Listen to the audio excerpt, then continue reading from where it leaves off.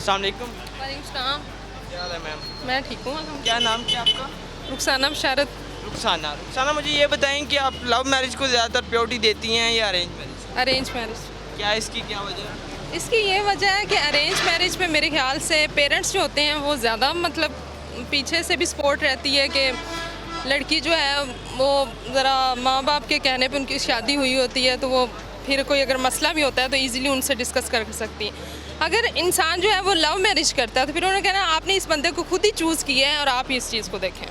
मेरे ख्याल से तो ये है। ज़्यादातर मतलब माशरे में जैसा कि चल रहा है कि लव मैरिज ज़्यादातर टिकती भी नहीं है ना, लाइक 100 में से कोई लगा लें 50% या हाँ ये तो है, लेकिन अगर हम ये चीज़ देखें कि बाद में ये तो अल्लाह ताला की तरफ से अगर देखें आप अरेंज मैरिज वो लव में हो सकती है, तो मैं प्रायोरिटी तो दूंगी अरेंज मैरिज को।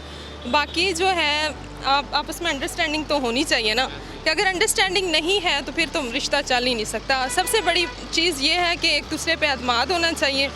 अगर आप एक दूसरे पे एतमाद करते हैं तो बहुत सी चीज़ें ईजी हो जाती हैं ज़िंदगी में। तो अगर एतमाद ही नहीं है तो फिर तो मेरे ख्याल से रिश्ता कमज़ोर ही।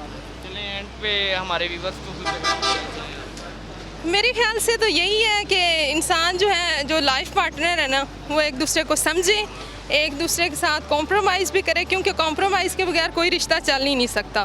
तो अगर कॉम्प्रोमाइज़ करेगा, एतमाद करेगा, लविंग केयरिंग एक दूसरे के साथ होंगे तो फिर रिश्ता बहुत मजबूत है, उसको कोई भी नहीं तोड़ सकता।